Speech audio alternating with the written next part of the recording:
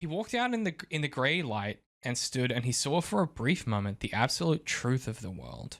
The cold, relentless circling of the interstate earth. Darkness implacable. The blind dogs of the sun in their running.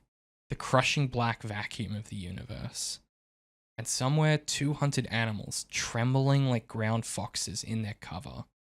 Borrowed time and borrowed world and borrowed eyes with which to sorrow it.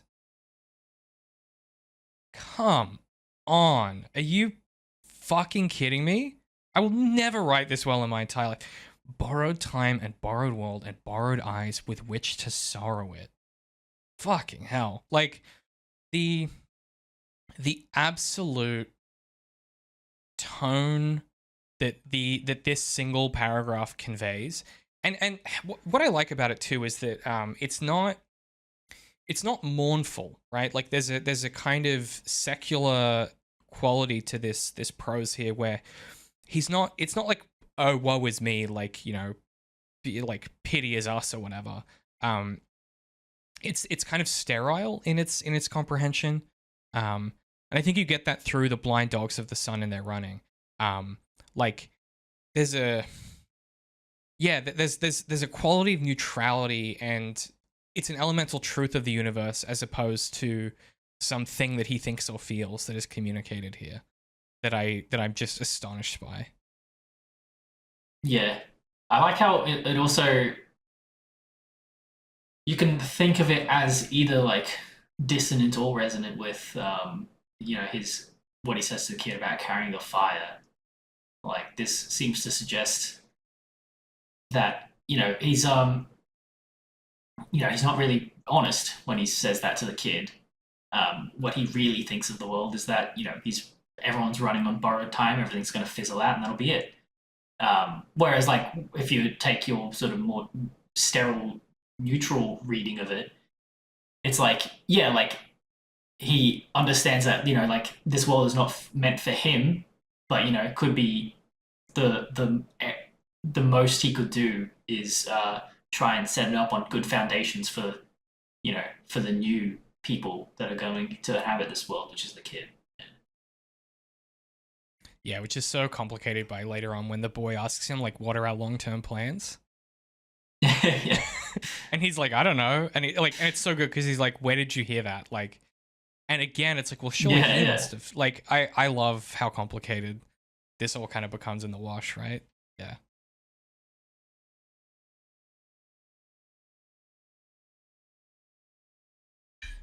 Jam, you look deep in thought.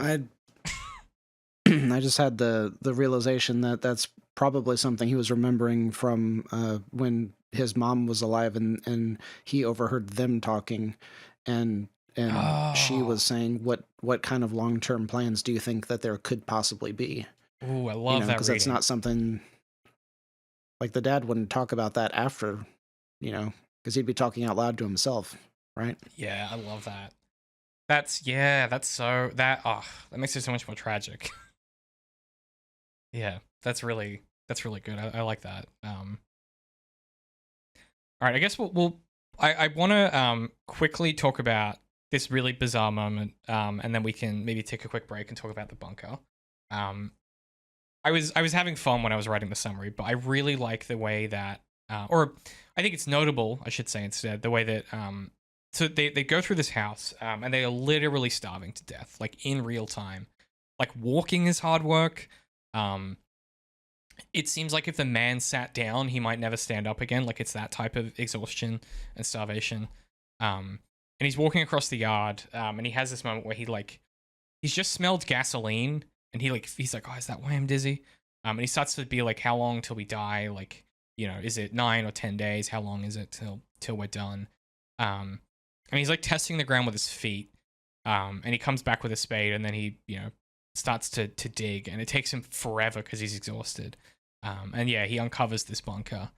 But I was thinking about this. I did that thing of like, man, like, if this was me, I would absolutely not be able to tell there was a bunker beneath my feet. I don't think. Yeah, I mean, if you like it, if you've been looking through a million houses where there's absolutely nothing, I feel like you get pretty sensitive to the slightest indication of anything. If the ground is gives a little there, then you're like, fuck it, I'm grabbing a shovel and seeing what's down there. I see. You're saying it's like a Skyrim type leveling system where I've used perception so much that it's really high. Yes. I hear you. Yeah. Yeah.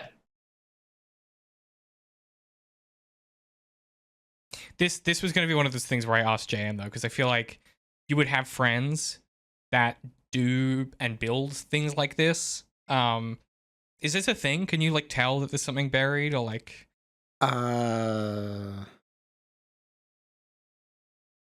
I've never had this experience before, so it'd be really tough for me to say definitively, but if you're walking over the ground and the ground sinks in, then there's something under there. First thought would be, oh, I'm about to be swallowed up by a cave, a sinkhole collapsing right underneath me. But if it's like solid sod, and that's not the case, then. But a lot of that is also like, what, are you in a mental state where you're able to have all of those thoughts? Because he's definitely not. This is like his subconscious doing all of this thinking for him when he doesn't really have the capacity to put these thoughts together logically. Because the entire reason that he stopped walking in the first place was because he was dizzy and needed a break. But that was his subconscious feeling the ground give in 3 feet back. That's what stopped him. It wasn't the dizziness, right? So nothing about how that played off came across as anything unusual. I don't know that I would immediately locate a bunker with that, same ease. But it sounded realistic the way that everything played out. Okay, I just thought I'd check because I have negative context to figure this stuff out. I would just assume that if I was in America and I felt any patch of soft dirt, I'd assume there's a fallout shelter under there. Yeah, it's a reasonable assumption. Yeah. Yeah, there's at least 111 volts around America, to my understanding. Yeah, 111. That we know about. There could be more.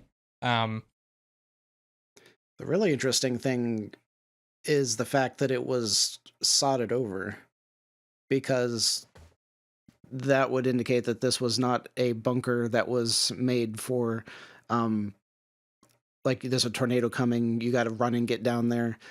This thing was meant to be hidden and kept safe for very long term, and I would think that they might have multiple of these things around their property, and this was not the main one.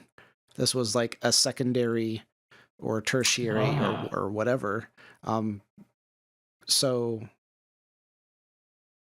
it's certainly not the one where where the guns are stored. Like, that's interesting to me. Well, yeah, I mean that's a really good argument for this not being the primary bunker, because you would assume that you wouldn't want to leave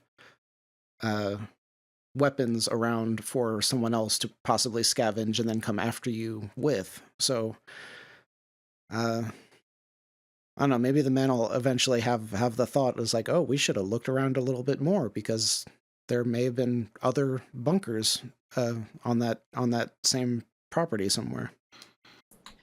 Well, I agree, there probably is more bunkers. But I thought it is like an interesting detail that possibly, applies some story there about how it was untouched, but the guy obviously poured a lot of like money, time, and resources into building this like insane bunker, and it's untouched. He never used it, but the guns aren't there, right? So obviously, like, something happened very quickly, and the immediate thing he thought of was like to take the guns, and he didn't. Obviously, they didn't have time to retreat to their bunker. So yeah. Well, yeah, he ends up dead in the basement, right? during the end of the world. Oh, is there a body? Oh, Yeah. okay. A corpse floating in the black water of the interesting. basement among the trash and rusting ductwork. Yeah. Okay. So like Yeah. that's So what happened there? well, I think that speaks to like how quickly the world ended, right? And the absolute miracle it is that the man and the wife didn't get immediately incinerated.